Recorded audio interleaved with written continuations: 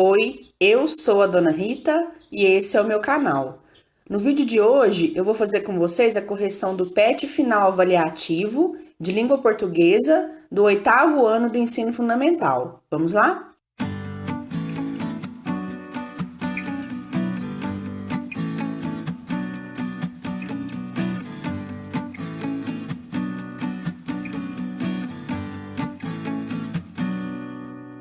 Ô, gente, então aqui no PET final, vocês vão começar fazendo a leitura desse poema aqui.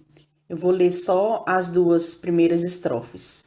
Além da imaginação, de Ulisses Tavares. Tem gente passando fome, e não é a fome que você imagina entre uma refeição e outra.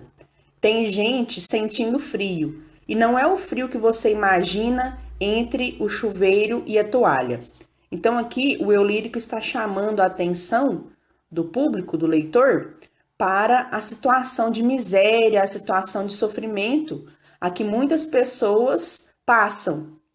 E quando ele fala, por exemplo, que tem muita gente passando fome, ele faz questão de enfatizar, de explicar para o leitor que não é essa fomezinha que a gente sente entre uma refeição e outra, não. É uma fome, assim, permanente, uma fome pelo fato da pessoa não ter realmente recursos para se alimentar. Então, ele, inclusive, elimina qualquer possibilidade de interpretação dúbia, de interpretação ambígua que o leitor possa ter. Ele quer que o leitor fique na mente dele a imagem da pessoa passando fome, sofrendo de fome, passando frio, sofrendo com frio, né? Então ele faz questão de que a imagem, a informação que ele está querendo passar fique bastante clara na mente do leitor. Ele não quer que haja dupla interpretação, não, tá bom? Sabendo disso, vamos responder essa pergunta aqui, ó.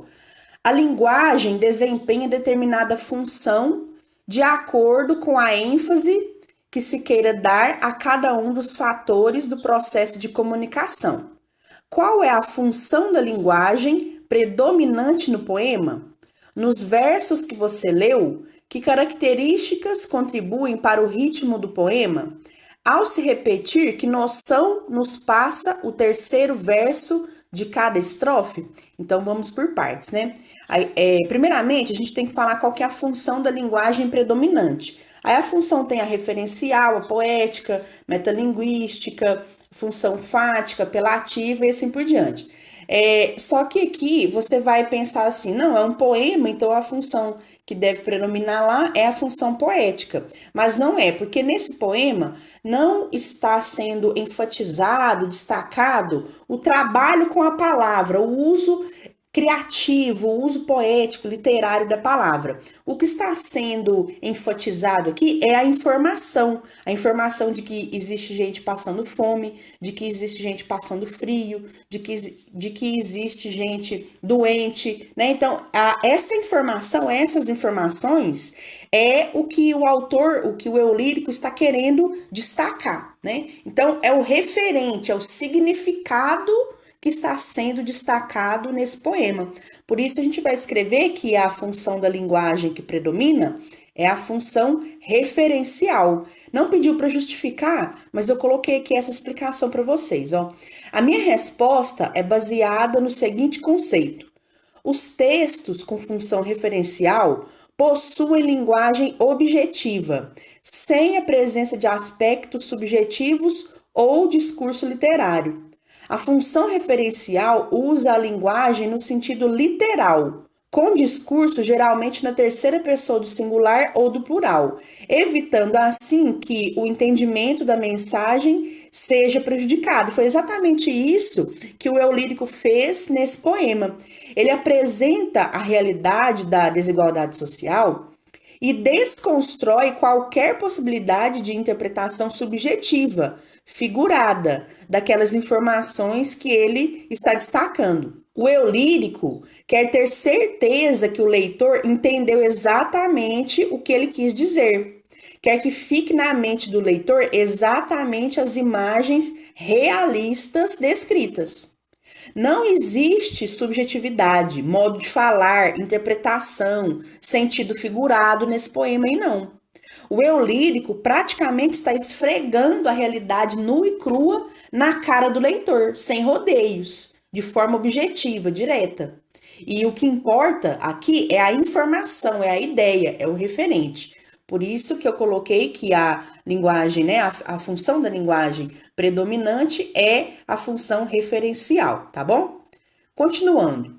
Aí depois perguntou aqui, ó, se nos versos que você leu, que características contribuem para o ritmo do poema. O que contribui para o ritmo são as repetições de estruturas ao longo do poema, porque você vai ver que os versos lá nesse poema começam da mesma maneira. Tem alguns trechinhos lá que são repetidos ao longo das estrofes. E depois perguntou o seguinte, ó, ao se repetir, que noção nos passa o terceiro verso de cada estrofe? O terceiro verso, vamos voltar lá para vocês verem, é esse aqui, ó, entre a escola e a novela. Então, sempre começa com esse entre aqui, ó, né? Então, a repetição dessa estrutura aí significa o quê? O terceiro verso passa a ideia de que, provavelmente, o leitor passa pelas situações descritas ao longo do poema, mas não sob as mesmas condições subhumanas a que algumas pessoas são submetidas. Então, as pessoas que estão lendo o poema provavelmente sentem fome também, mas não a fome que ele está descrevendo no poema. A gente sente uma fomezinha antes do almoço, uma fomezinha antes de tomar café, mas não aquela fome das pessoas que sofrem porque não têm recursos para se alimentar. Para uns, por estarem em posições privilegiadas, essas situações corriqueiras podem causar aborrecimento, mas nem de longe se aproximam do sofrimento enfrentado diariamente por muitas pessoas marginalizadas. Então, tira um print aí para você copiar depois. Atividade 2. Releia o trecho a seguir. Tem gente passando fome, e não é a fome que você imagina entre uma refeição e outra.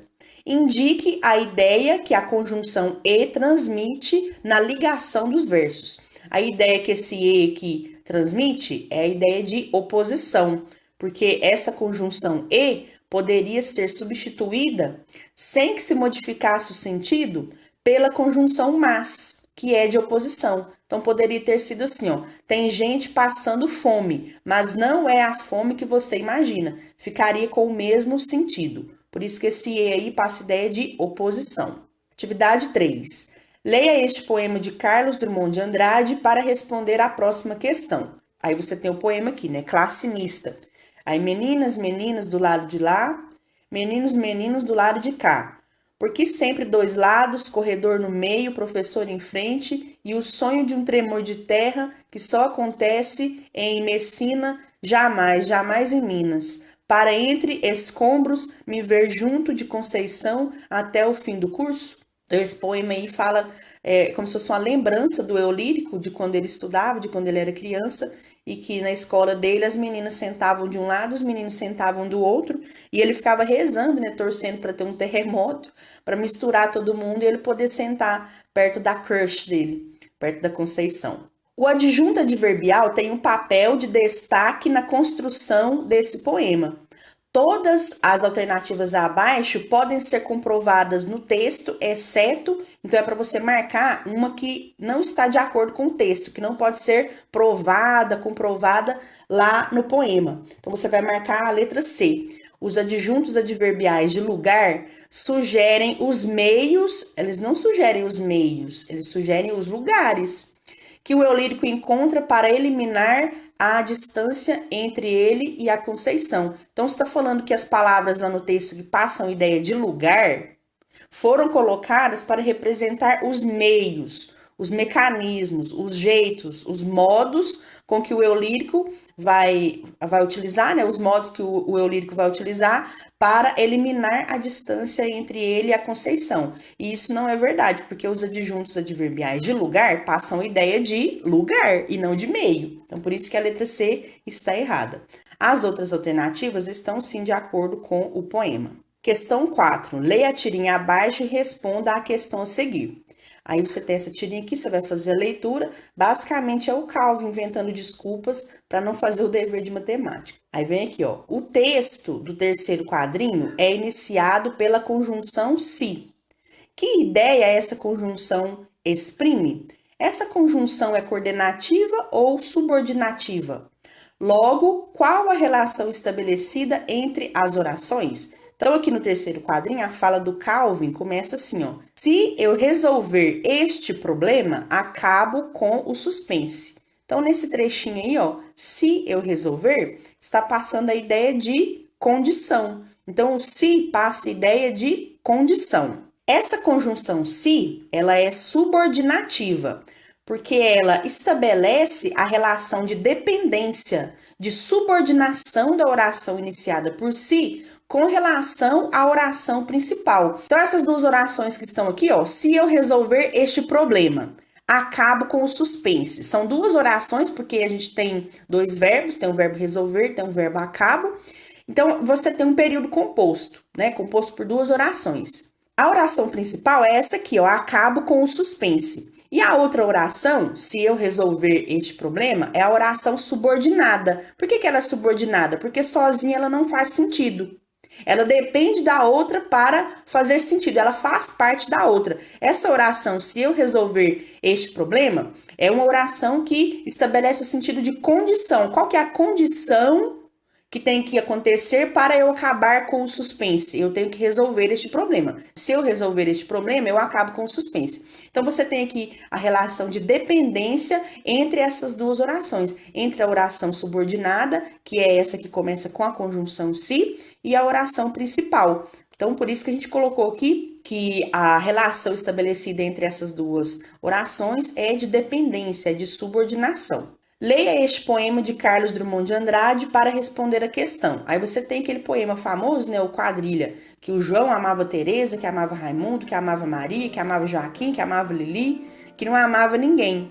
E aí o João foi para os Estados Unidos, Teresa para o convento, Raimundo morreu de desastre, Maria ficou para a tia, Joaquim suicidou-se e Lili casou com J. Pinto Fernandes, que não tinha entrado na história.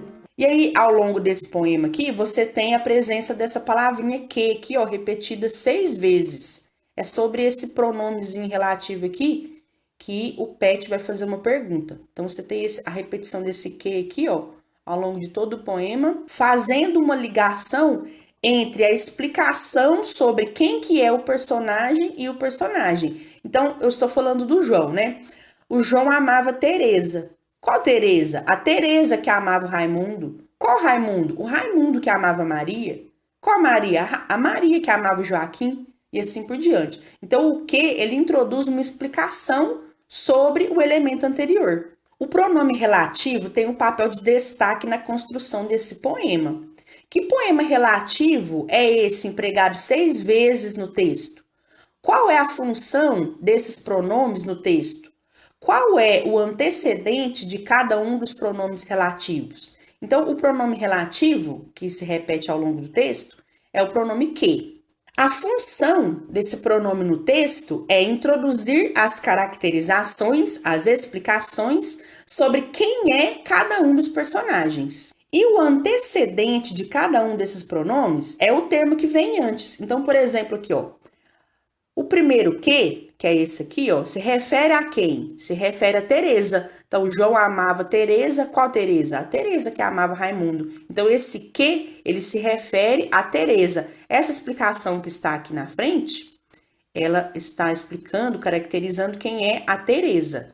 Esse próximo que aqui, ó, ele está se referindo a quem? Ao elemento que está antes, ao Raimundo. Então, que amava Maria. Quem é que amava Maria aqui? Era o Raimundo. Então, se tem 6 pronomes que, pronomes relativos no poema, então tem que ter 6 referentes. Aí você tem aqui, ó, Teresa, Raimundo, Maria, Joaquim, Lili e J. Pinto Fernandes. Atividade 6. Leia o texto abaixo para responder a questão a seguir. Aí você tem esse textinho aqui, ó, falando sobre proteção dos rios. E é enfatizado aqui a importância da mata ciliar, que é aquela mata, né, aquela vegetação que fica próximo aos rios, aos córregos, aos lagos.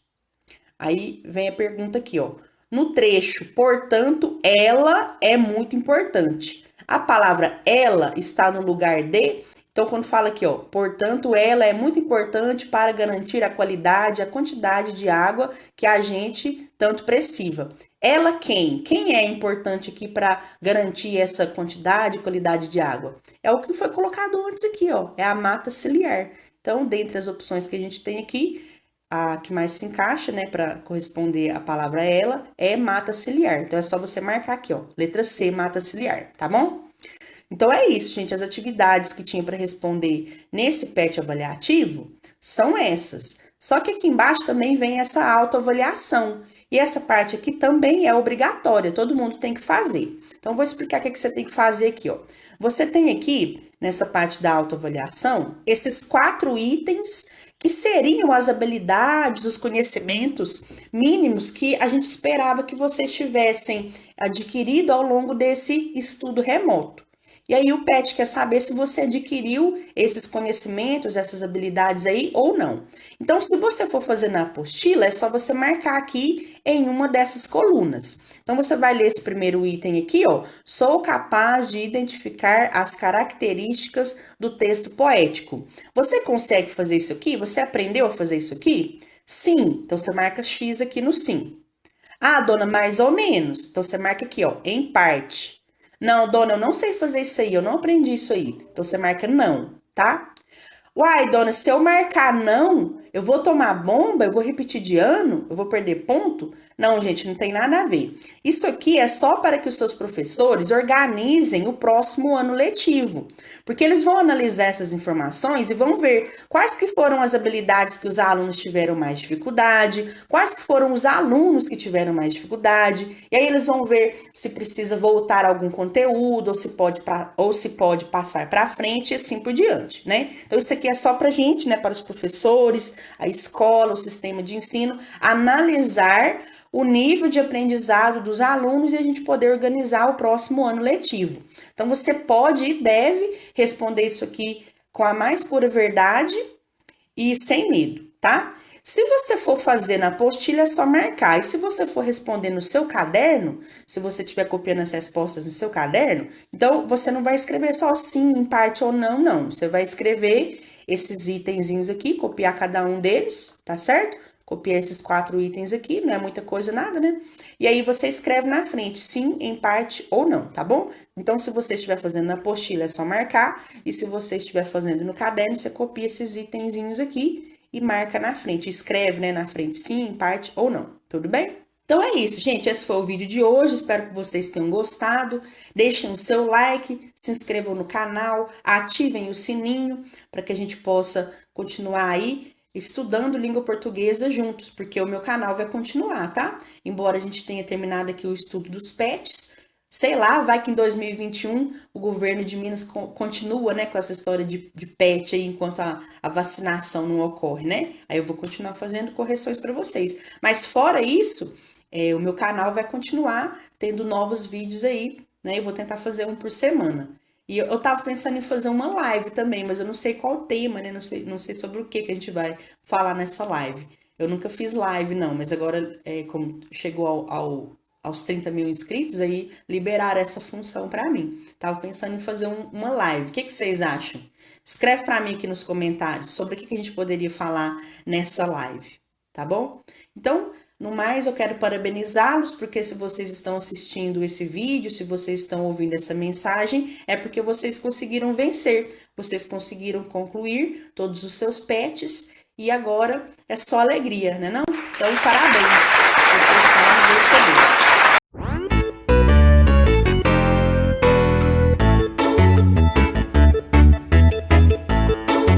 E antes de terminar o vídeo, eu quero mandar um salve muito especial para o pessoal que assistiu e comentou nos meus 3 últimos vídeos, nos vídeos de retrospectiva 2020 e no meu vlog de Natal.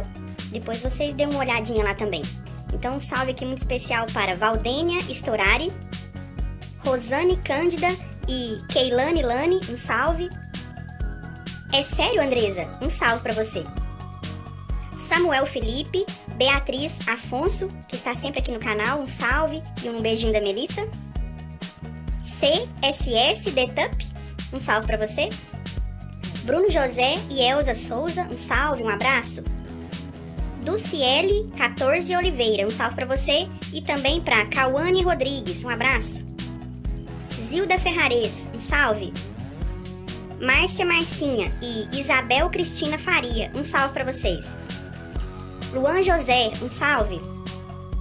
Camille Barbosa Vieira, um salve para você. Amanda Brilhante, um salve para você, um abraço. Ana Barreto e Guaxini 34, um abraço para vocês. Evelyn Cauane dos Santos, um salve, um abraço. Fabi Carla e Sub Demons BR, um salve para vocês.